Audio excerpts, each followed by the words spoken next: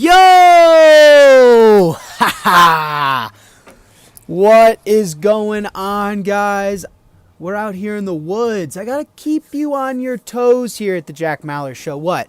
You thought you were gonna have some grown man that looks like he's 12 ranting about macroeconomics and Bitcoin in an empty closet? That's what you thought you were tuning into? What are you, nuts? Is there something wrong with you? Not that easy. Keeping you on your toes. We're out here at a cabin. We're in the woods. We're getting some air. We're touching nature, okay?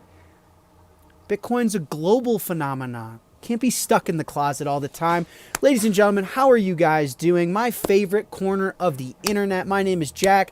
You've tuned into the Jack Mallers Show, another episode of Mailbag Mondays, a weekly live stream that gets published on the podcast airwaves where we go over Bitcoin, macroeconomics, financial markets, and making sense of the world. How are we going to store our time, our energy, our effort, our labor, our capital, our money? Our money. Without further ado, yeah, you guys like that one, chat? You know what? I say this. If I wasn't working on Bitcoin, I'd do something in comedy. I love a good laugh. I love making you guys laugh. You guys flatter me, you know that? Also, someone decided to build a house right as I hit record. You guys let me know if it's too distracting. Hopefully it's not. Dylan will run up here and let me know.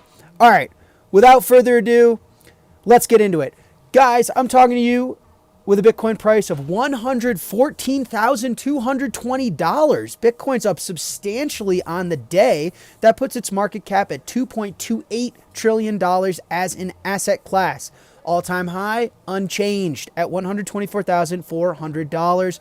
We're about 8% off from that all-time high that we made on August 13th, 2025.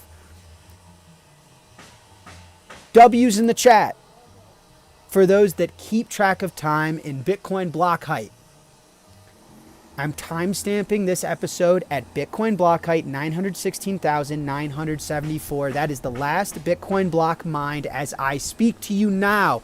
Episode 85, and it is titled, When Rocks Beat Bonds, Get Yourself Some Bitcoin. For those that don't know, before I start ranting, you guys ask your questions in the chat. Dylan will make sure that they're documented so that I can answer them, okay? Here goes my long, big rant. When rocks beat bonds. The real flippening.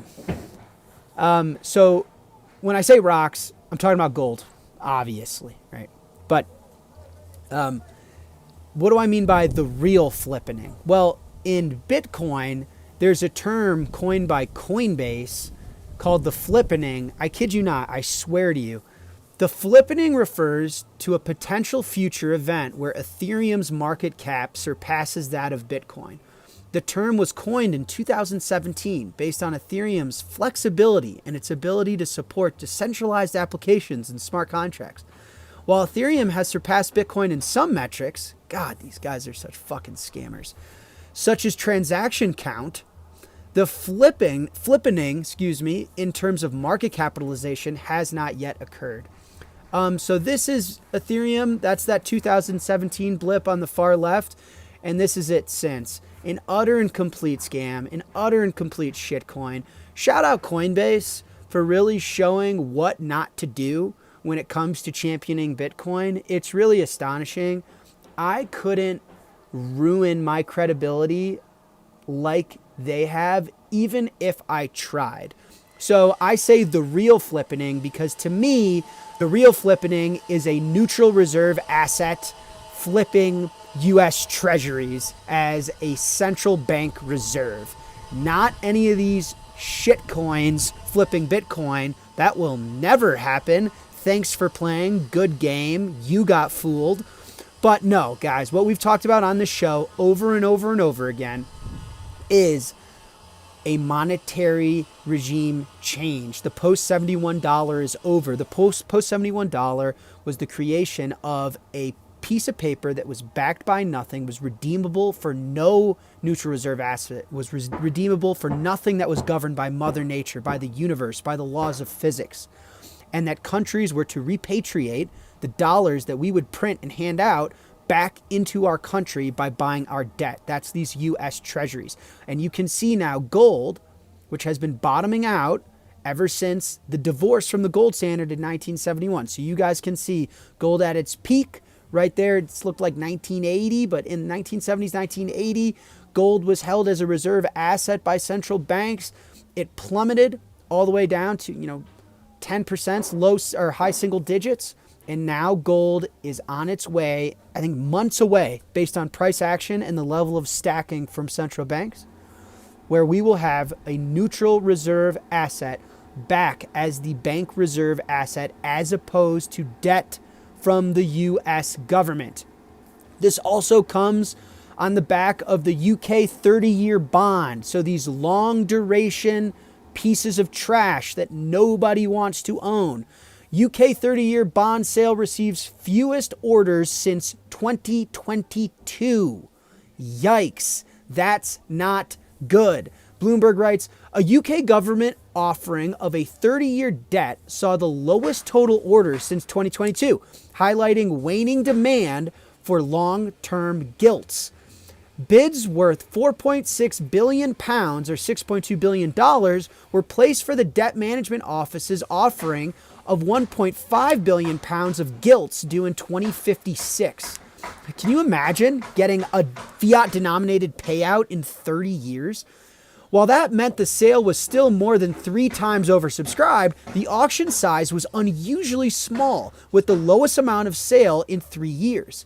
That small size is part of the UK's plan to cut back on longer-term issuance as demand from steady buyers such as pension funds dries up. Tuesday's outcome will offer some vindication to the DMO's strategy. So guys, here's the deal. What we're living through, this era we're living through, and why I called it rocks are outperforming bonds, is because we are, and I'll repeat it every single Monday, that's what you guys are spending your time with me for, is to hear me say the same goddamn thing. We are moving back to a neutral reserve era. We are moving towards an era where monetary instruments are going to compete for who can sustain, persist your time, your energy, your effort, your labor the best. Who's the scarcest? Who's the most portable? Who's the most divisible? Who's the easiest to verify? Who's the cheapest to send? Who's the easiest to receive? How much does it cost to store it? Open competition, because the days that governments can trick people into buying their debt are over. Are over. And by the way, the UK struggling to sell its own pieces of trash bonds, they're the biggest buyers of our pieces of trash bonds. If the UK can't sell their own bonds, how the hell are we going to sell our bonds? This is Treasury held. You've got BRICS, you've got Japan, you've got BLICS plus the UK. Japan's been about net flat over the last 20 years. BRICS down. Look at post-financial crisis. Leading up to the US financial crisis, or the global financial crisis rather, BRICS were adding to their treasuries. As soon as that happened, and they were proven to be a complete and utter scam, it's when everything changed. China, Russia, net sellers, stacking gold. The only net buyers, we've talked about this all the time, guys, the Cayman Islands, the UK, our own banking system. Cayman Islands, because that's where all the hedge funds are domiciled. Everywhere that has a tax advantage jurisdiction. The Cayman, Irish entities, like US tax haven, Ireland. Then our own banking system. We allow substantial leverage, uncollateralized leverage, to our own domestic banking system so that they can pile in to these long duration pieces of trash. That's what tripped up Silicon Valley Bank. Nobody wants bonds. That's your introduction to the show every single week. Nobody wants these pieces of crap. And everyone is moving towards scarce assets. Now, just want to remind you guys what the United States plan is to address this, because it's no secret at this point. It is unsustainable to finance the United States through the traditional treasury auctions. There's not enough demand for U.S. debt Everyone is rotating out and into gold and Bitcoin primarily. Global neutral reserve assets governed by the laws of physics that operate within the rules that are Mother Nature. Can't make them out of thin air. Can't just take them out of someone's pocket because you don't like what they believe in. You understand? So the US is turning to, in part, stablecoins. So this is an old tweet from Besant, but I want to resurface it given the context. Recent reporting projects that stablecoins could grow to $3.7 trillion by the end of the decade. That scenario becomes more likely with passage of the Genius Act. A thriving stablecoin ecosystem will drive demand from the private sector for U.S. Treasuries. There it is, guys, which back stablecoins. This newfound demand could lower government borrowing costs and help rein in the national debt. It could also on-ramp millions of new users across the globe to the dollar-based digital asset economy. It's a win-win-win for everyone involved, the private sector, the Treasury, consumers. These are the fruits of smart, pro-innovative legislation. So again, just a reminder, the U.S. government is trying to find a balance sheet they can repress, trying to find a balance sheet that they can sell their debt to. And their answer is stablecoins. And this, in my opinion, and I know a lot of you in the comments are like, I don't understand what you're trying to say. I don't get this. How is this benefiting Bitcoin? Stablecoins and Bitcoin grow in tandem. The fastest way to grow stablecoins is to grow Bitcoin. Okay? That's the Tether and Bitcoin have a ratio of somewhere between 2.5 to 10x.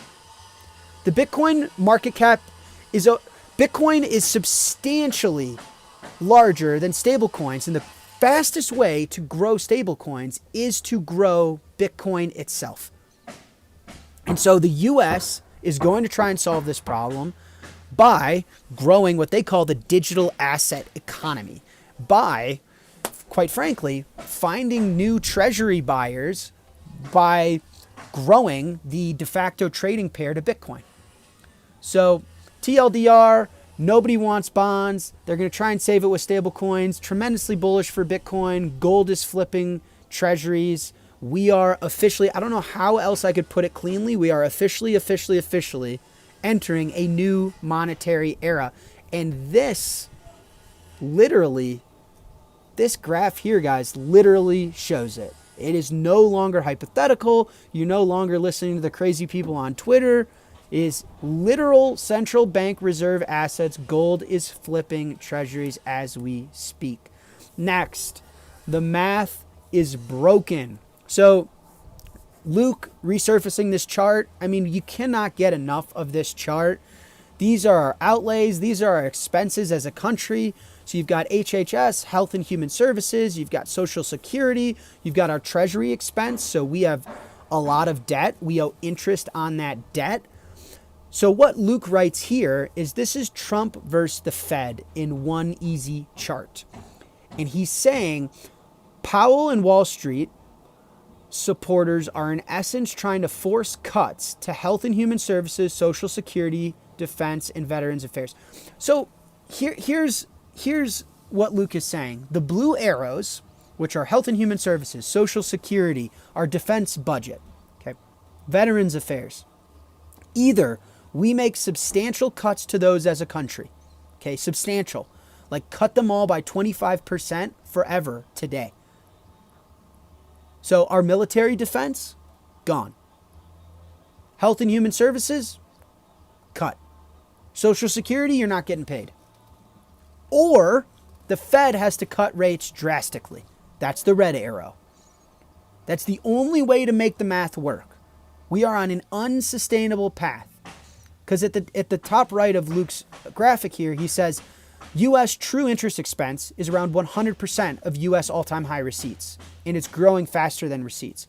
What that means in layman's speak, and the Jack Mallers show speak, is that we are spending more than we're making, and we already are incredibly indebted. So we're not going to be able to even kick the can down the road unless we bring our costs down. So it's your pick. You either cut the blues by 25 to 50%. So Trump gets out and says, your Social Security, you're not getting paid. Health and Human Services, sorry, they're gone. Our defense budget, yikes, we better not get into war. Or he bullies Powell into cutting rates, despite stock market at all-time high, despite inflation starting to pick back up again. Does that make sense? Do you understand now? Trump versus the Fed? Do you understand now the pressure these guys are putting on Powell? In a very simple graphic.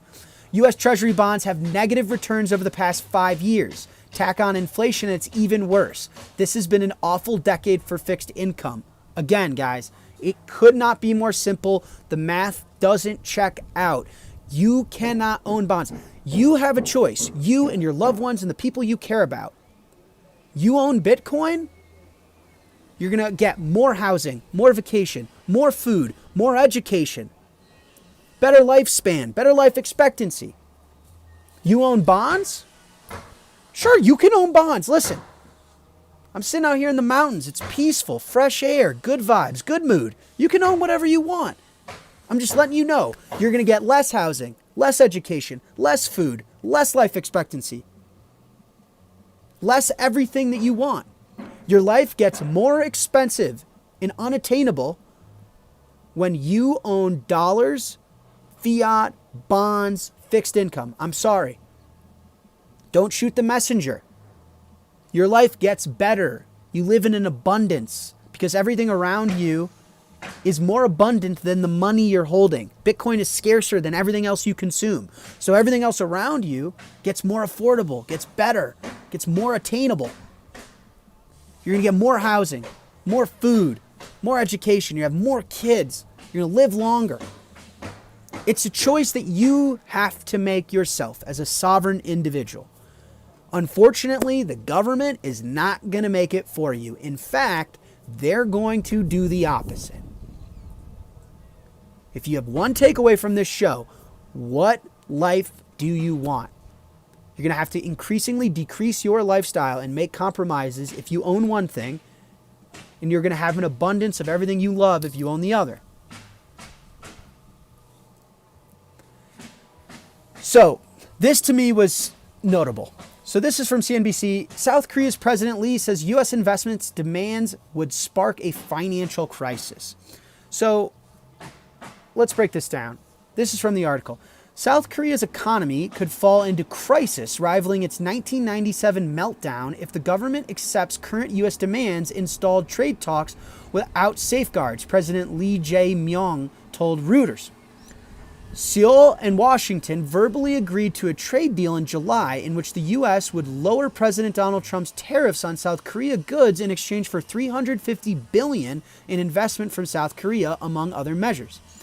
They have yet to put the agreement on paper because of disputes over how the investments would be handled, Lee said. Without a currency swap, if we were to withdraw $350 billion in the manner that the U.S. is demanding and to invest it all in cash in the United States, South Korea would face a situation as it had in the 1997 financial crisis, he said through a translator. In an interview in his office on Friday, Lee also spoke about a huge U.S. immigration raid that detained hundreds of Koreans, as well as Seoul's relation with rival North Korea, neighboring giant China and Russia. But trade and defense talks with the U.S., South Korea's military ally and a top economic partner, are overshadowing a trip Lee makes from Monday to New York, where he will address the United Nations General Assembly and be the first South Korean president to chair a meeting of the Secretary Council. Now, what's the bigger takeaway here? If we dumb down what he just said, I love this tweet. South Korea is suggesting that their $350 billion investment in the United States. So first of all, let's take a step back. What is Trump trying to do? Trump is trying to get investment back into the United States. Because why, guys? Because globalism, this post-1971 US dollar, it hollowed out the United States. We did not produce any of our stuff. We hollowed out our manufacturing base.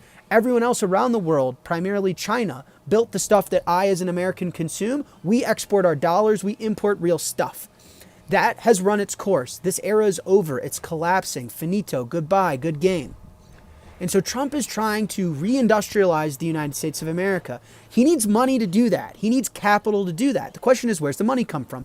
So what he's done, he's tried to weaponize tariffs. Tariffs are a sneaky way to do it, generate revenue for the United States, and then weaponize it to get investment from other countries directly in building factories and reindustrializing this country. Now, what South Korea is saying is we need a swap line to finance this, because if you don't give us a swap line, we're going to have a financial crisis, or I'm going to cause a financial crisis on your ass. Guys, this is U.S. liabilities, U.S. assets net. So U.S. liabilities, how much foreigners own of U.S. assets? U.S. assets, how much we own of their shit? Net, the difference.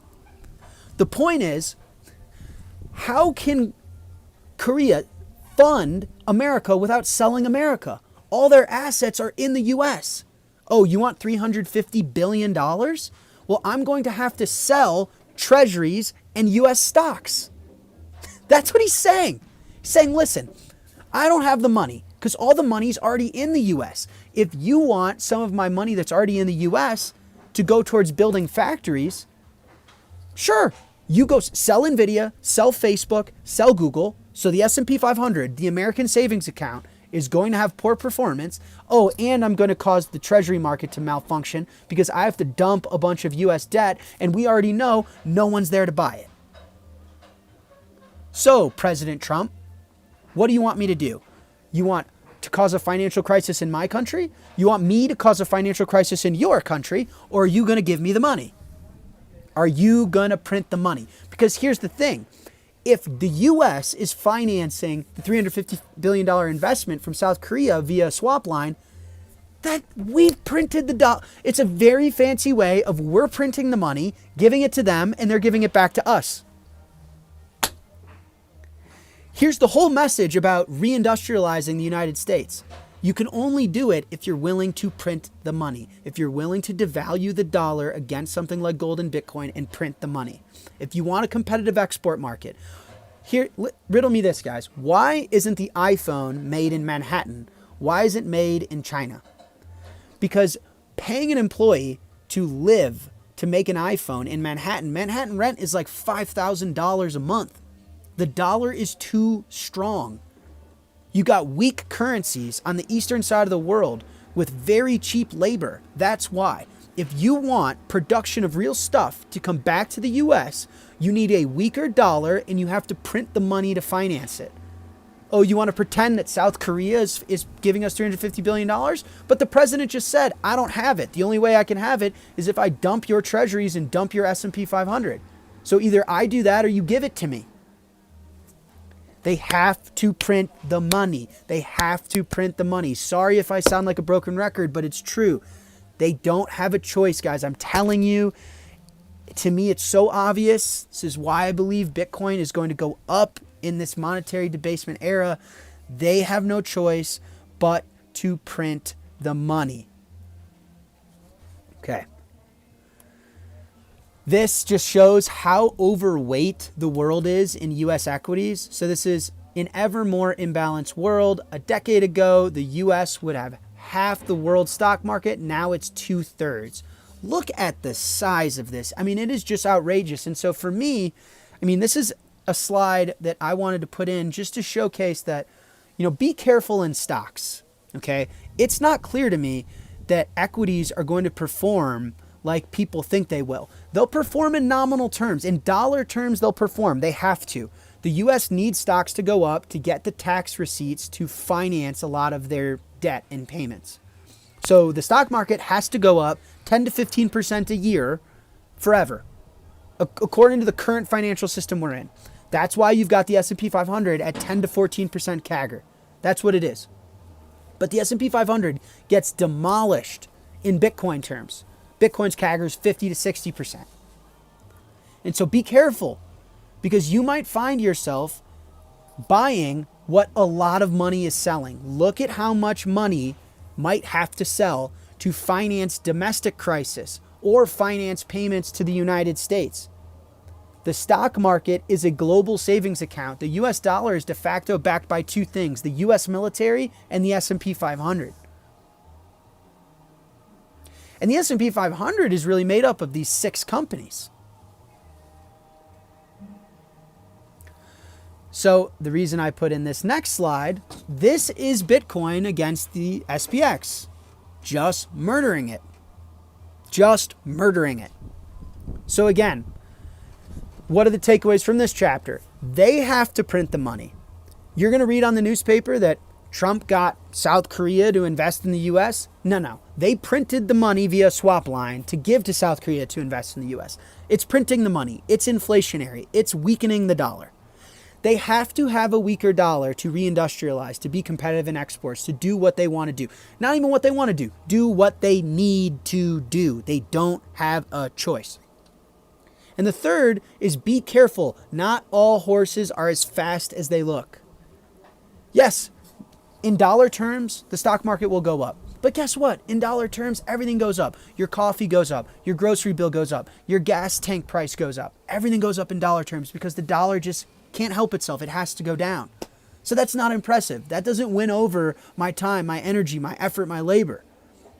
The question is, what's the fastest horse? What's the scarcest horse? What's the most divisible horse? What's the easiest horse to save and trade? That's a global horse. It's Bitcoin. It's Bitcoin. Bitcoin's going to continue to absolutely demolish stocks. So be careful, especially if countries like South Korea and Japan and the UK have to start dumping all the stocks they have. Okay, my last chapter today, US is reminded that real world stuff matters. I really didn't know what to title this chapter, to be honest. It's crazy. It's the background that I have for this chapter is, I kind of just said it, but I want to do it one more time. So for those that don't know, when the U.S. divorced from the gold standard, okay, so a U.S. dollar note used to be redeemable for gold. So you couldn't just print them out of thin air because you can't just print gold out of thin air. And you can't just print gold out of thin air because Mother Nature, because physics, because the laws of the universe. Bitcoin is the same way. Because of proof of work, Bitcoin is governed by the physical realities of the world. You cannot just print these things. Now, when the U.S. divorced itself from the gold standard, it allowed to be printed out of thin air, these U.S. dollars. When we decided to do that, and we decided to be the world reserve currency, we took on the role of exporting our currency. That was our primary export and still is to this day. So we run what's called a twin deficit, okay? We run these deficits where we export more dollars than we bring in. We're bringing in electronics, manufactured goods, cars, you name it. A lot of commodities, okay? A lot of the commodities that we need to live our lives. Energy, oil, okay? All of these things, we bring them in for printed US dollars, okay? So we've been decades now, guys, doing no real work. We're not producing any of this stuff locally. We're not building factories. We're not innovating in ways to cheaply distribute real world commodities that drive the world forward. We're not doing that. We're just hitting a button and printing money. We've hyper financialized. If you want to make a lot of money in this country, you're a financier. You're on one of the coasts. You're either on the tech financier in California or you're a New York financier in Wall Street. That's who makes the money in this system, because it's how many clever ways can you out-finance and financial engineer your balance sheet to do some crazy shit. But there's no real work. Middle of America, rusted out, the Rust Belt. All of those jobs are in China, okay? That makes sense? Now, this has gotten so bad that we've totally lost touch as the United States of America of what real world stuff matters.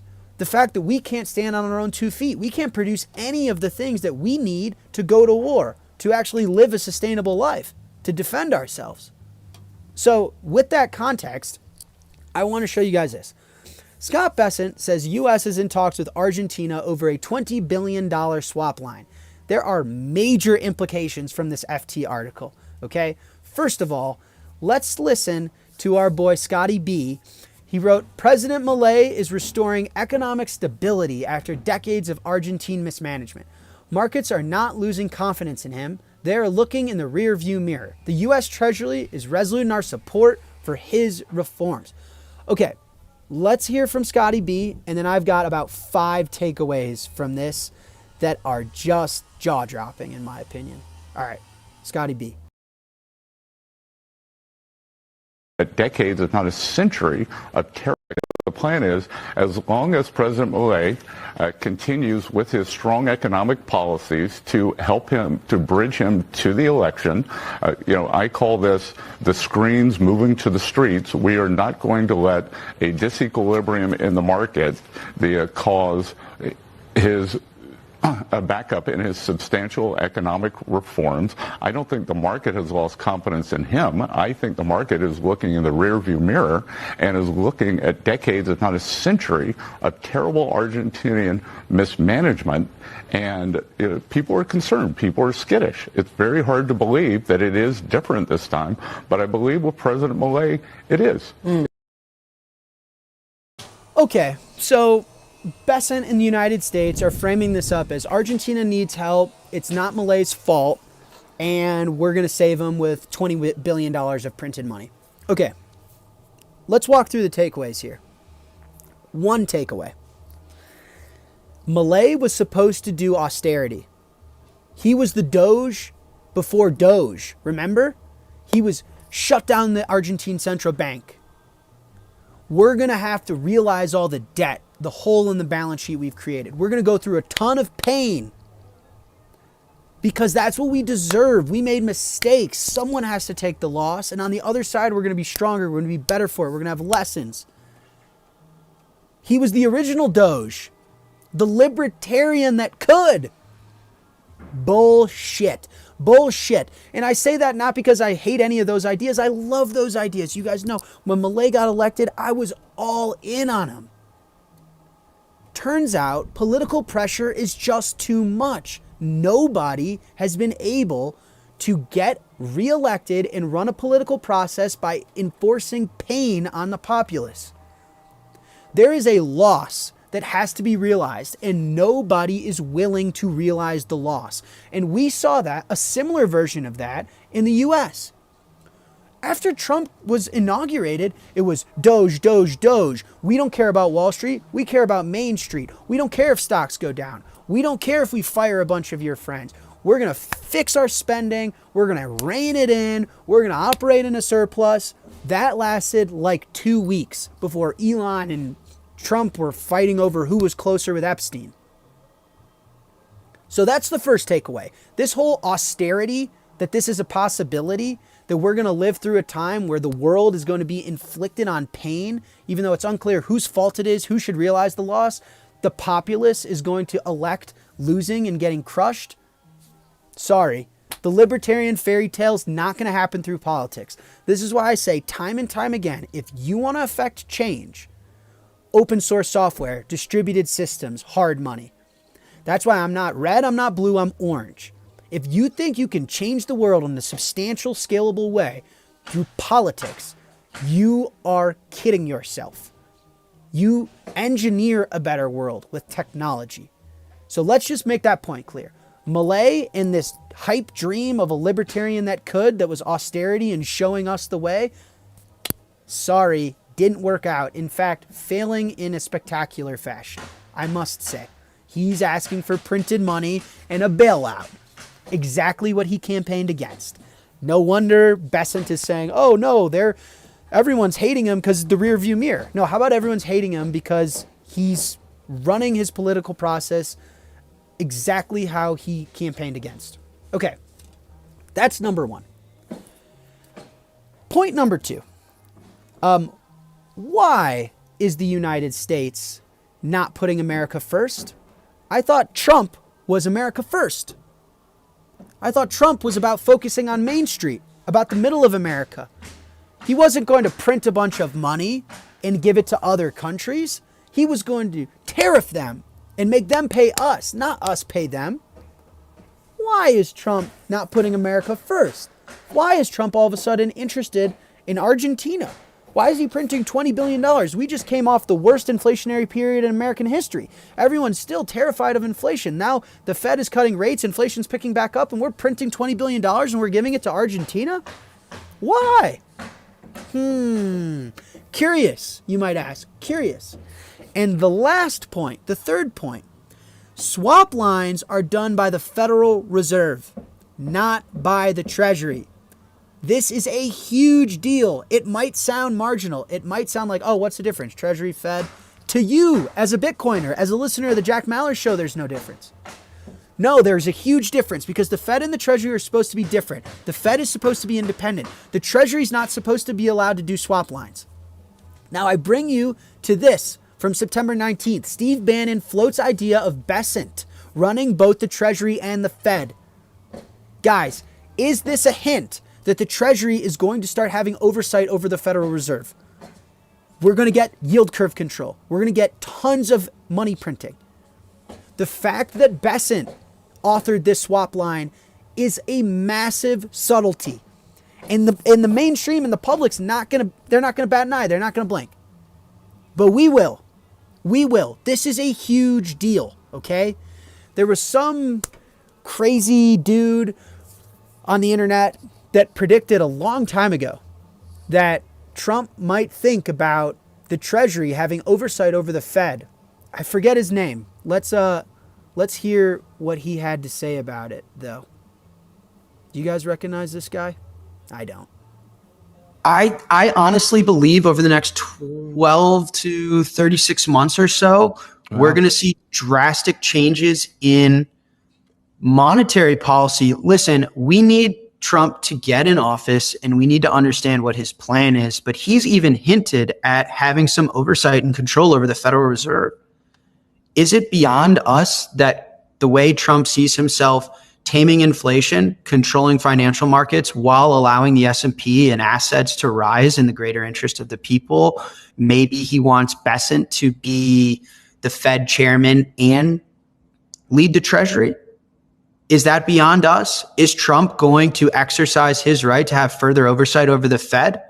Would that imply and mean that Trump is going to use some form of yield curve control to exercise absolute control at both ends of the market and make sure that assets pump and inflation is relatively tamed at the expense of those that hold the dollar? Is that what he means by weaker dollar and strengthening our exports? Recorded 1 year ago. I don't know that guy. Hey, handsome fella. Wouldn't introduce him to my girlfriend, tell you that. Handsome fella. Good jawline. No, all jokes aside, I can never figure out my hair, still to this day. But I did say the Treasury having oversight over the Fed. Is it beyond Trump to assign Besant, the Fed chair, and the Treasury secretary? Guys, is this a hint at that reality? The fact that Besant is out here authoring swap lines, that is the Fed's job. That is not the Treasury's job. That's a huge deal. The fact that austerity doesn't work and Argentina already needs a bailout, that has huge implications for the United States. Or do we think we're going to get some form of austerity? Are we going to be living through a depression? No. We're going to live through the silent depression, not a great depression. The silent depression is they're going to debase the death out of the dollar. And whoever is a sucker that holds on to these things is going to lose. That's it. Default by debasement. That's what we're going to live through. And the third point that you guys should know is why we're interested in Argentina. Because let's remind ourselves, hold on. All of a sudden, Trump's not America first. He's not against printing a bunch of money out of thin air and giving it to other countries. I thought he was against that. I thought Trump wanted to tariff everybody and we're going to be so rich we don't know how to use all the money that he was going to make. And by the way, again, I like this administration. I have great things to say about this administration. I prefer this administration over the last administration as an entrepreneur in this country. Don't get me wrong. What do I pride myself on, guys? Honesty. Okay? Why is Trump interested? Now, if you listen to the mainstream media, you would think that it's because Malay is a Trump ally, right? The fact that America is so polarized, we're so at odds, everything is a fight. The Argentina bailout is all about propping up a Trump ally. These people are stupid, okay? They're so politicized, they can't see past the left versus the right, the blue versus the red. That's all it is, blah, blah, blah, blah, blah, blah, blah. Okay, let me tell you guys what it actually is about. China-US clash over major Argentina currency swap line. What if I told you that Argentina has real stuff, real commodities, stuff, oil, uranium, Rare earths, stuff that run the world. The car that you get in to drive, it needs stuff. The phone that you use to run your life, it's produced with real stuff. Where does this real stuff come from? How do we obtain it? Are people going to take printed US dollars forever in exchange for real stuff? No, they're not. So what if I told you that the US bailed out Argentina because if we didn't, China was going to? What if I told you that? Would that make more sense than this political infighting that is all so tiresome? China's growing influence in Latin America. For more than 2 decades, China has developed close economic and security ties with many Latin American countries, including Brazil, Peru, and Venezuela. But Beijing's increasing sway in the region continues to raise concerns in Washington, prompting greater U.S. engagement. Much of Latin America aligns with China on priority issues, recognizes China's claim over Taiwan, Belt and Road Initiative participant, using or planning to use Huawei equipment in 5G networks. Interesting, right? Now, would you ask, well, no, Jack, you're wrong. The U.S. isn't trying to source critical minerals. They're not trying to source rare earths. They're not trying to source commodities. We're good. What are you talking about? We're doing it because we're good guys. Or Trump's doing it because Trump's trying to prop up his friend. That's the CNN says Trump is printing $20 billion to prop up his friend. Are these people stupid? Do they have a P for a brain? How about this from the Financial Times? U.S. in talks to fund multi-billion-dollar mining initiative for critical minerals. Okay, interesting. Trump's team explores government-backed manufacturing boost. Discussions center on how to use money from a $550 billion fund to spur construction of factories and other infrastructure. Interesting. U.S. Antimony Corp wins $245 million Pentagon contract to build a defense stockpile. Interesting. Lithium Americas soar on report that Trump's administration is going to take an equity stake in the company. Interesting. From The Atlantic, the U.S. is quietly pausing some arms sales to Europe. As part of the America First agenda, the Department of Defense is stockpiling its weapons because we don't have enough real stuff to produce any more for Europe. So when people say, oh, I heard Europe and Russia are about to go to war, hey, let me break it to you. No, they're not.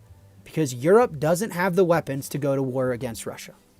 And they're not getting it from us because we don't have them either. So why is the United States getting in a swap deal, a bailout with Argentina? Because we have to get back to owning real stuff. We're in this loan to own because they didn't want to lose it to China. That's why. Don't listen to CNN. You get your truth here. They did not want to lose that relationship to China. So, what does this mean for all of us, guys? The money printing has begun. You have to print the money. If you want access to real stuff, real commodities, real scarce materials, you want to be able to produce stuff in this country. You want something from South Korea? Give them a swap line. Print the money. You want commodities and oil from Argentina? Okay. Print the money. So this whole idea that we were going to tariff everyone, the tariffs were going to finance all this stuff. Elon was going to come in and run a tight ship and he was going to fix everything. Bullshit. Bullshit. Sorry, kids. Kids in the back of the car. Sorry. Close your ears. Bullshit. And it's fine. I'm not mad at it. It's just the truth. It's just the truth. It's just the truth. I would be mad at it if someone tries to convince you not to buy Bitcoin. Because they're going to have to print the money. They're going to have to debase the dollar. It is default by debasement. So you have to get yourself and your family and your loved ones in a money that can save you, that can protect your time and energy and effort and labor. Protect your savings. Because listen, the world is changing. Okay? The world order is changing. And I think it's for the better. No country, no central bank, no corporation should be responsible for dictating the global time and energy and how we price it and how we exchange it. That should never be a thing, right? I think we can all agree on that. So the fact that the world is changing is great. The US has to get back to doing real proof of work, to actually producing real stuff, okay? The worth of the dollar has to go down. It's artificially strengthened. It has to debase against gold and Bitcoin. So we all agree with this. I would prefer we get there without a lot of violence. I would prefer no World War III. Let's all just, okay, fair enough. The US will start producing stuff. The dollar will get debased and weakened. Gold will soar to the moon. Bitcoin will soar to the moon. We'll all move on. Multipolar world. Fair. Okay? I'm not mad about that. Just understand what's happening. Appreciate what we're living through. CNBC gets on and says, you're buying Bitcoin? Why don't you buy the 10-year Treasury? By listening to this show, you'd have to understand that they're either stupid or malicious. Either one is bad. Either one, do not take financial advice from. I hate when people say, oh, well, they don't know any better. That doesn't help my case. My family gets less housing, less health, less vacations, less education because they didn't know any better. I don't give a shit how much they know. Then stop giving financial advice on television. Buy some Bitcoin, guys. Buy some Bitcoin. So the last chapter I got, Bitcoin fixes this. So this tweet from Elon is a funny meme. No, you can't just print money infinitely. And then he's got the little piece of code that says, while true, print money. So he's saying you can't stop them from printing money. Yes, you can. Bitcoin quite literally fixes this. So this is the piece of Bitcoin's code that, it's the whole halving, block reward, reduce the new coins rewarded until they're gone. So Bitcoin does fix this.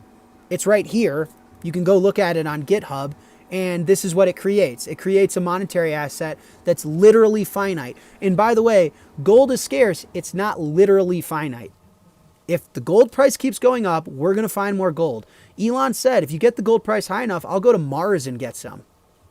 There's gold everywhere. There's just not gold in abundance because it costs too much to go get the gold. We know where more gold is. Just send the price high enough, I'll go find more gold. You can't find more Bitcoin. So Bitcoin literally fixes this, Mr. Musk. Literally fixes this. Let's hear from our boy, Ray Dalio, on Bitcoin. Well, the evolution of Bitcoin over the years is one of the things that has influenced changes in my view. It has proven itself something like 10, 11 years ago. Imagine the programming of this, and you throw it out, and that's the idea. It has not been hacked. It has operated. It is built. It has come an amazing way over that 11 years to be probably the most excited topic among a lot of people, and has been used and is now has obtained the status of having imputed value. At the same time, it is one of those assets that is an alternative money. I think we're entering an era where there's going to be a competition of monies because of the printing of fiat money and the depreciated value. There will be a competition of monies, and Bitcoin is part of that competition. Ray gets it. Ray Dalio gets it. There will be a competition of monies. The world will have an open competition for the best place to store your time, your energy, your effort, your labor. Because people misunderstand money. They think, oh, money is just for how I get from point A to point B. From how do I hand money from me to the pizza man? It's not only traveling value through space, which is how do I get money from the US to China? How do I get money from me to the pizza man? How do I get money from me to my employees? It's traveling through time. How do I get money from the year 2025 to the year 2125. How do I get the value I just created for those around me? How do I get that money to do me some good 10 years from now, 20 years from now, 50 years from now, 5 generations from now? There will be an open competition for who can do it the best. He's right. And Bitcoin is in the heat of that competition. Bitcoin and gold are winning by a mile. And Bitcoin is going to smoke gold over the long term. It already has been smoking gold. Let's hear from our boy Eric Trump. And the future is incredible. The future is bright. The future is incredible. And I think fourth quarter of this year is going to be unbelievable for a host of reasons. So super excited. How do you think Bitcoin's going to go? I've always said that I think in time Bitcoin surpasses $1 million. I think with quantitative easing that we're going to have starting tomorrow when the announcement's made, and all signs point in the right direction, unless this guy's really off his rocker, but then he's going to just get laughed out of this country. But I think starting tomorrow you're going to see right drops. You see what's happening with M2, which is the money supply around the world, which is skyrocketing right now. Fourth quarter has always historically been the best quarter, generally the best quarter for cryptocurrencies. I agree.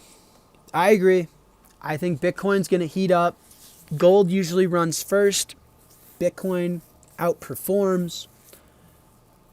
We're entering an era of monetary competition.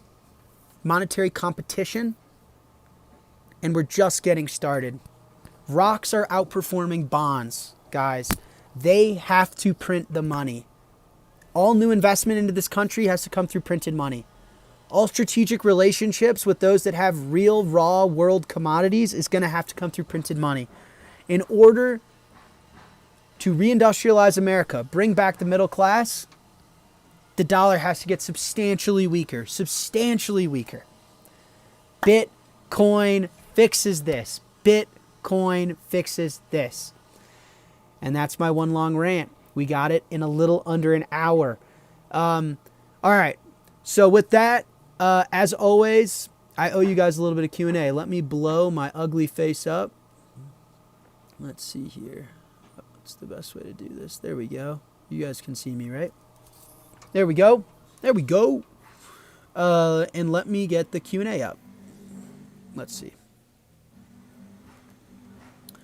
Ask questions. For those that don't know, I got some of my team in the chat with you. So ask questions. I'm happy to answer them. I don't have too much time, but I got enough to answer your questions, tell you that. All right, what the hell am I doing? Oh, here we go. Okay. Nope, not on this one, please. There we go. All right, let's do some Q&A.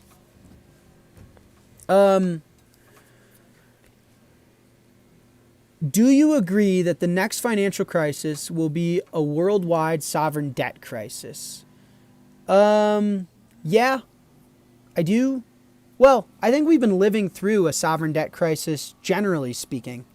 So, yes, my answer is yes, is that we're living through a sovereign debt crisis. But again, I think that the default, so the crisis is a slow debasement. The United States is never going to default because they can print what they owe. And so you're just going to get a weaker and weaker and weaker dollar. Okay, Nick Szabo recently resurfaced on Twitter. What are your thoughts on his contributions within the history of Bitcoin, and what should the roles of early cryptographers like Nick and Adam Back be in Bitcoin? One of the most important properties of Bitcoin is that there is no single individual that has any, controlling role or authority. So I love Nick. I think we're all forever in debt to Nick's contributions, even before Bitcoin. Just his work in monetary theory, monetary history, what he's obviously been able to contribute to cryptography and what has become Bitcoin. What Satoshi did was really take a bunch of independent innovations, and his innovation was combining them all in a way that worked. So I think Nick, guys like Adam, are unbelievable contributors to humanity as a whole through their technological innovations and contributions. With that being said, Nick's just a dude. I'm glad to see him back in the conversation, but Nick's just a dude, just like you and I are. And so, his opinion, here's the thing that I don't think people understand. In order to like change Bitcoin, you have to convince everyone that actually runs Bitcoin to update their software. So, I remember Roger Ver had the most Bitcoin in the world, and he invested in all the biggest Bitcoin businesses, and he got all of the businesses like Coinbase to try and force change down all of our throats. But guess what? We, the people, didn't want to change. So we said, fuck you. And Bitcoin didn't change. So, not to say that Nick's a bad guy or just trying to force bad on Bitcoin, but my point is that, Nick's thoughts and opinions should be measured on their own merits. They should be measured on the substance of them, not him himself. He, of course, comes with some credibility, so you might, look to his opinion on cryptography more than some random dude. But generally speaking, the coolest part about Bitcoin is everyone's ideas, everyone's thoughts, everyone's words are judged on their merit. You're judged on your proof of work. This isn't a credentials-based system where because you were someone in the past or because you went to Harvard, like your opinion matters more. That's just not how it works. So I'm glad Nick's back because he's smart and he's been a net positive for Bitcoin, undoubtedly. But, we'll judge what he says based on merit, right? I don't know if that makes sense. But these OGs, as you call it, they don't have any outsized, they don't have any greater role than you. You can create a company just like Adam has, just like I have. You can run a Bitcoin node just like Adam does, just like I do. There are like anyone can be anything, and consensus is the only way to affect substantial change to the protocol. And we all are competing in a truly free market where the best ideas and the best merit, the best proof of work is what lasts. What cold storage wallet do you use and what would you recommend? I use Cold Card. I also use BitKey now. I got a little bit in BitKey. So I would say if you're more sophisticated, you want a more hardcore solution, I would go Cold Card. If you want maybe more user-friendly solution, and they're both fine, by the way. Not picking winners. I'm just being honest. I would go BitKey. So Cold Card or BitKey would be my two recommendations, kind of depending on where you are in your Bitcoin journey, how much you want to use another company. Like Block is obviously very involved in the BitKey product. Cold Card, you buy it, and then it's all you. It's just you, yourself, and I. Okay. Yo, Dylan, can you ask Jack if he sees Bitcoin as slightly inflationary because of mining or deflationary because of the natural state of the free market? Technically, Bitcoin has some inflation because there are new coins that are being minted every 10 minutes on average. However, I personally view Bitcoin as if all 21 million already exist. So, in my opinion, it's not as if we're finding new Bitcoins every 10 minutes. 21 million already exist. It's just they come out over time. And so, but when I think of how much Bitcoin I own, I think of it out of 21 million, not out of 19 million, something. And so from my standpoint, I think of it as deflationary, where there's only ever going to be 21 million. I own X amount of that 21 million, and everything around me is in abundance compared to the thing I own that is definitively scarce. But if you're talking about like, the commodity premium, like the cost to produce, mining economics, yes, there is, like if you wanted to understand the natural sellers in Bitcoin, like people are putting capital up front to produce this asset. They're going to have to recoup their costs somehow. So there is like the equivalent to a corn farmer right now. And corn farmer puts up a bunch of capital to farm the corn. They sell the corn. Some of that capital goes to then, paying off the financial burden that they took to farm it in the first place. So that is true. But I don't think the Bitcoin market thinks of Bitcoin supply as 19 million to, I think there's 21 million. They just come out, its issuance is stuck in time, not in the ground, right? I've said in one of my presentations, it became a popular meme, gold is stuck in the ground. Bitcoin is stuck in time. So, but with time, we'll get to the 21 million. So I would lean towards deflationary. Question. Theories going around that the United States could acquire U.S. companies that hold Bitcoin instead of buying Bitcoin directly to acquire a holding. What are your thoughts? Yeah, I mean, the U.S. is running like this quasi-China playbook where, I said that, it seems like the left was running a quasi-China playbook by censoring free speech. Like you had the Biden administration going into Facebook, Instagram, Twitter, and literally pulling posts off, threatening leadership team with harsh stuff if they don't censor speech, if they don't form the public's opinion around something like COVID a certain way. We all know that as fact. And so that is the US with Chinese characteristics when it comes to free speech. I would say the right is much more pro-free speech. As far as I'm concerned, we don't know much of the right censoring free speech yet, right? You've got Elon and these guys that are really championing free speech. But the US is now the US with Chinese characteristics because we're like nationalizing businesses, like taking stakes in Intel, and Trump is bragging that he's not paying for this. So he's just using force, violence to steal from people. That's China, right? That's the US with Chinese characteristics. But the question is, yeah, I mean, how do you get out of the hole we're in?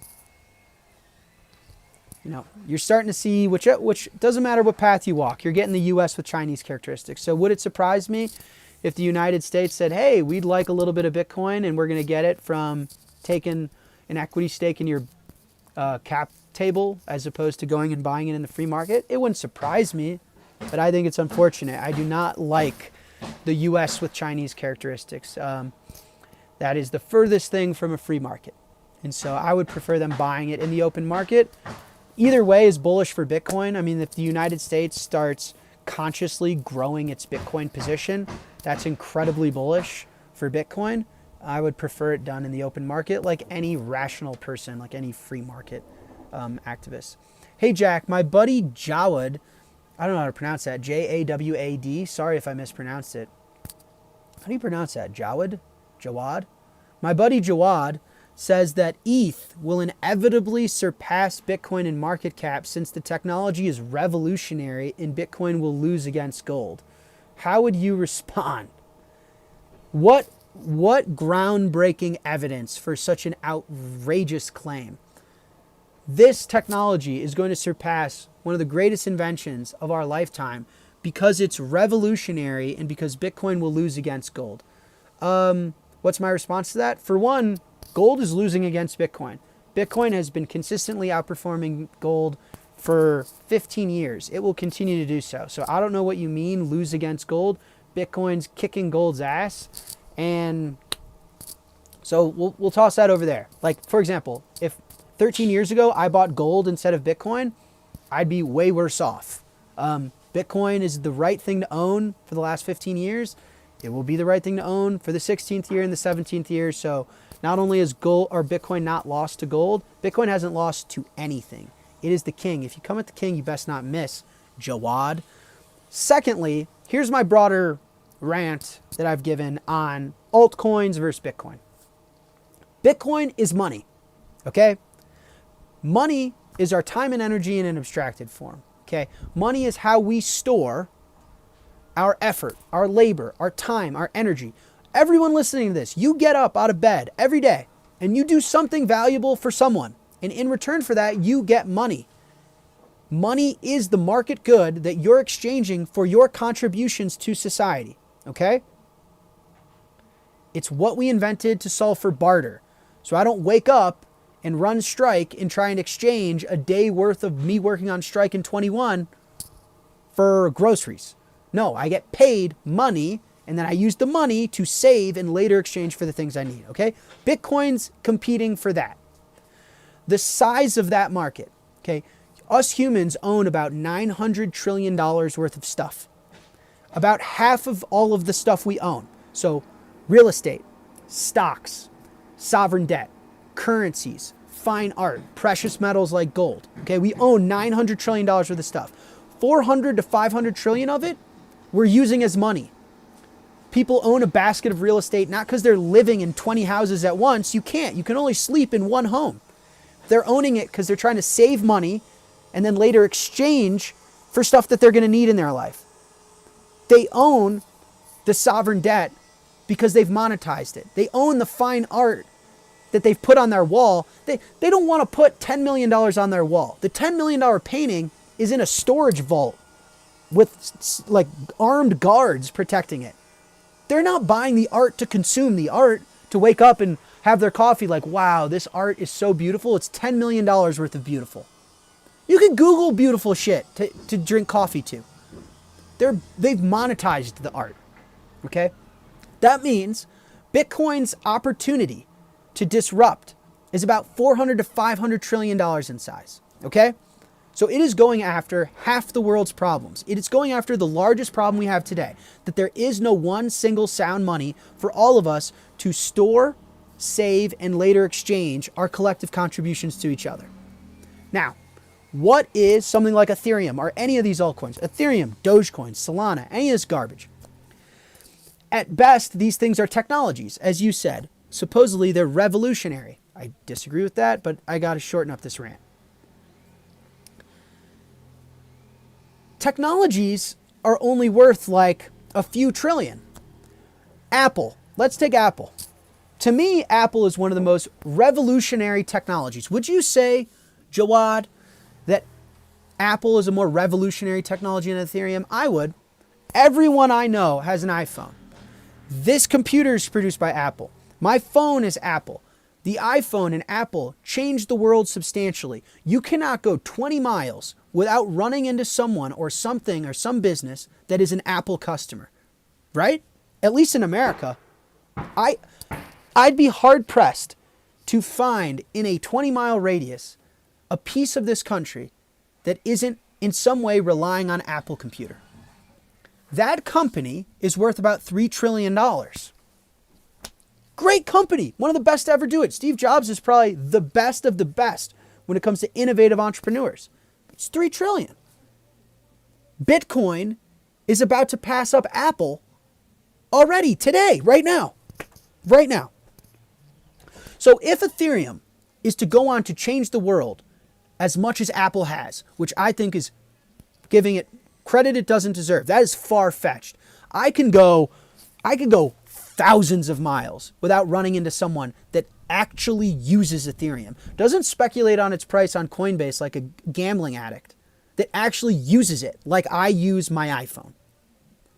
Okay, let's assume that people start using Ethereum like they use an iPhone or an Apple product, and Ethereum goes on to change the world as much as Apple has, which, I mean, they're not even close, remotely close, but let's assume that. They'd be worth $3 trillion. They'd be worth like as much as Bitcoin's worth today. So, Jawad, you know, this is JV. This is like high school sports against the Chicago Bulls. We're not in the same league. Bitcoin's a monetary instrument that's actively competing, as Ray Dalio just said. Bitcoin's actively competing to be the money for humanity. That's worth hundreds of trillions of dollars. That solves our hardest problems. Ethereum is competing with Solana and Dogecoin and what are these others? Cardano, Avalanche. They're competing over who's going to be the best technology. Is Avalanche, Cardano, Ethereum, and Solana going to be the new Apple, Amazon, Nvidia? Listen, I don't think so. I have not seen one actual use case outside of gambling for these things. But let's assume they are. Great. We've replaced the Mag 7 with a new set of technologies. Cool. Not close to the new version of gold or the new monet. So hopefully that answers your question. They're just apples to oranges, brother. Ethereum's better off saying, hey, we're better than Solana. You look all the way up and start talking shit about Bitcoin, you're in for a rude awakening, bro. Never in a million years. Okay, Strike questions. When Strike will offer loans over 12-month maturity, we're working on it. I mean, the problem is I'm not getting money. So here's how it works, guys. I find dollars that I can then lend on to you, but the dollars I'm finding aren't giving me more than 12 month. So I can't give you more than 12 month. As soon as I get more than 12 month, I'll give you more than 12. Does that make sense? But the market right now for Bitcoin lending, there is no more than 12. I mean, maybe. Like there might be a 24-month product that we can come out with, but not in any significant scale is the problem. Like we're operating at a pretty tremendous scale at this point, so we'll see. But I hear you. Point is, I hear you, and I'm working on it. Hey Jack, as the Fed cuts interest rates, is Strike going to bring down borrowing rates too? Thanks. If we can, we will. I don't want to commit to anything, but what I pride myself on is trying to make Bitcoin accessible to as many people as possible, and embedded in that is pricing. So if I can make Bitcoin more accessible by bringing down pricing, that goes for all of our products, then I'm going to try my best. So we're watching closely, and we're going to try. Strike question. I'd really, really like to know as of when I can use the banking features in Europe.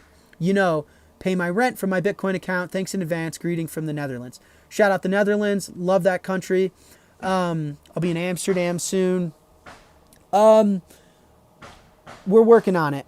It's been a bit harder for us to find banking partners in Europe, but we're working on it. We've got lending and some more Europe features coming super soon. So we're very excited about that. Question for Strike. Love the platform and have both my sons buying through Strike. My 20-year-old son is looking to use Bitcoin-backed loan in Australia as an individual. When will this be available? The Australian regulators just are a lot stricter on individual loans as opposed to business loans. So I don't have a necessary timeline. We're working on it. Ideally yesterday. I mean, a lot of this stuff, guys, it's not up to me. If it was up to me, I'd launch everything tomorrow. It's a regulatory battle. If your son can spin up an entity and take it out as a business, that'd be the quickest way. But if not, we're working on it. I promise we're working on it. Question. When editable DCA across all customers? I don't have it and it's been a week. Update the app. Should be live now. We announced it earlier today, so should be live now. And that reminds me, I didn't have a Strike section and a 21 section today. So I'll actually just give my updates right after this last question. Last Strike question. In Australia, we are missing out on a lot of the features like bill pay and Bitcoin-backed loans. Is it likely Strike will get this shipped to us? Is there any lead time if so? Yeah, we're working on it. We're working on this stuff to the best we can. A lot of this stuff, sometimes it's regulatory. Sometimes people won't work with us because we're new and they don't know who we are. We have a much bigger presence in America. But we're working on it all. I think that's the coolest part about this is hopefully you guys can tell we're listening to you, we hear you, and we build as fast as we can in response. We've shipped like a major feature every single week, which has been really fun. And I just enjoy the fact that you guys can get on a live stream, tell me what you need, and we have the resources and the culture and the mission to just go out and turn around and build it for you. So all this stuff is on our roadmap. We're working on it. I know it's a little frustrating at times, but I hear you. I hear you loud and clear. Okay, there are a few stranded questions that aren't related to anything. One's asking about the Ryder Cup. So I'm actually going to override that and give you guys a quick update on Strike because it'll answer some of the questions. So let me reshare my screen. Got 5 more minutes left in the show before I got to go. But for Strike, what are some Strike updates? We launched Editable DCAs. So, and this is official. So if you don't have it, update your app, you'll have it. It's rolled out to everybody. You can now, you don't have to cancel an existing DCA and start over. So we have these no-fee DCAs. The no-fee kicks in after a week to prevent people from really gaming the system. And so after a week, we waive the fees.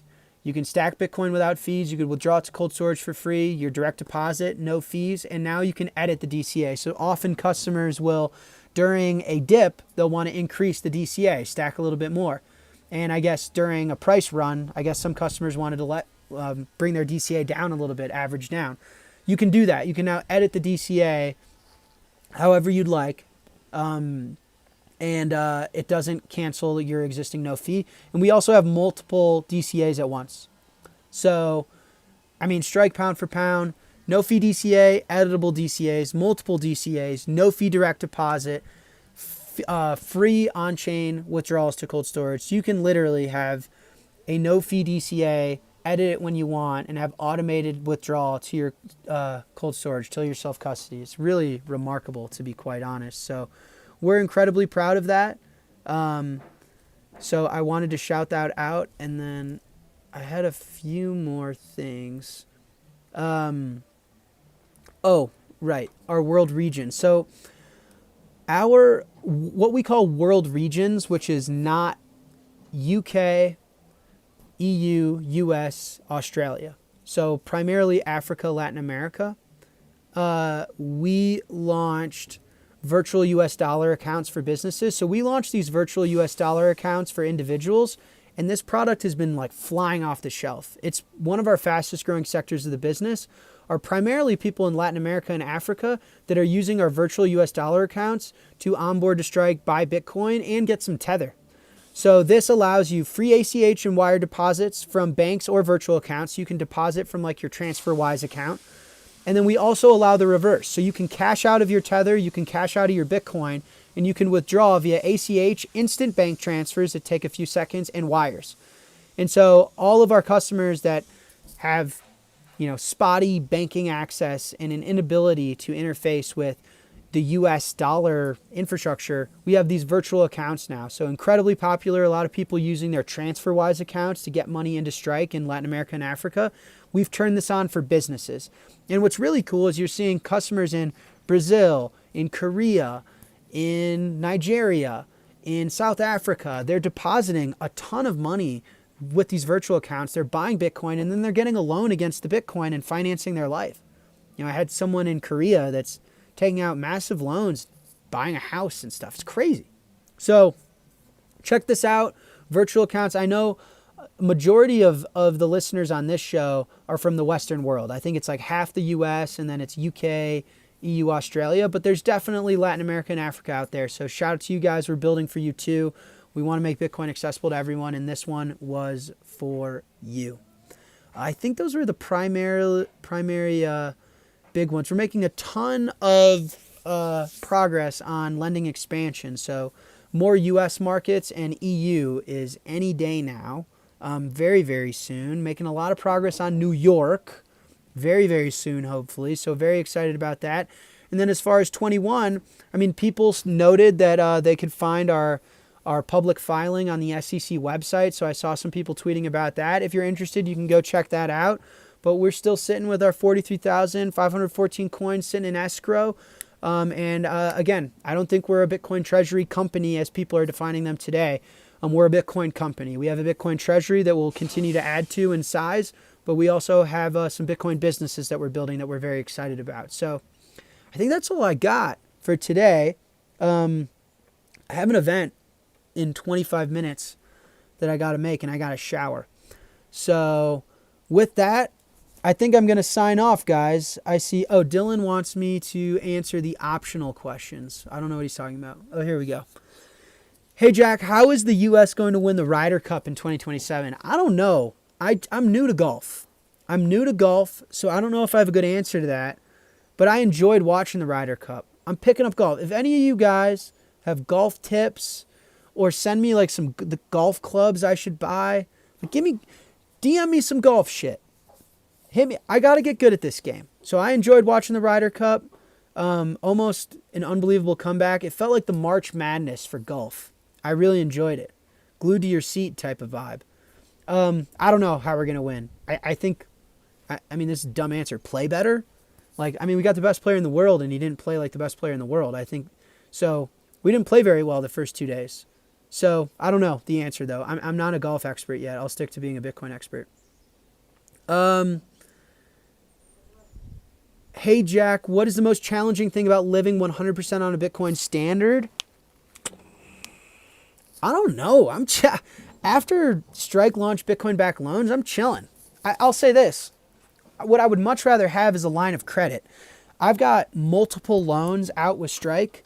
I want a way to consolidate all my loans into just a line of credit, because the way I use Strike is I take out a loan because I have this one fixed expense. And then I'm using, the money to pay for my real world stuff, right?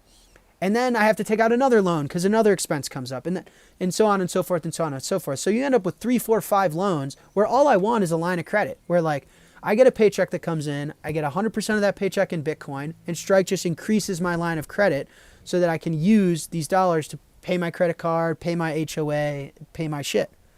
And so I think, but that it's not a problem for me today. I mean, it's an incredible service. Bitcoin is growing 50% a year, which means it's doubling every 18 months. So if you live on a Bitcoin standard, your net worth doubles on average every 18 months. It's fucking insane.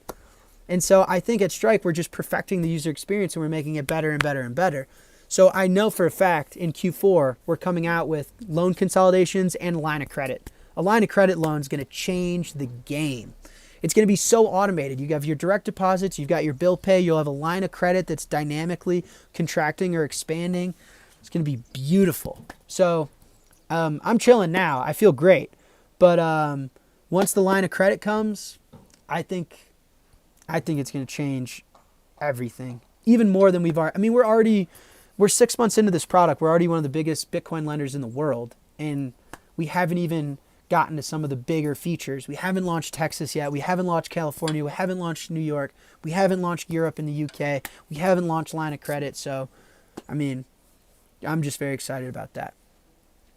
Okay. I'm out of here. I got to go shower and head to this event. But peace and love from the woods. You guys are the absolute best. We're almost at 40,000 subscribers. If you don't mind hitting subscribe, I don't know why I care, but personally, whenever we get close to a round number, I don't know. You got to have goals, right? So there are no ads on here. There's no sponsors. I produce this stuff all by myself. I really appreciate you guys and the relationship we have. So if you wouldn't mind, if you haven't already, hit that subscribe button. And I appreciate you and I love you so much.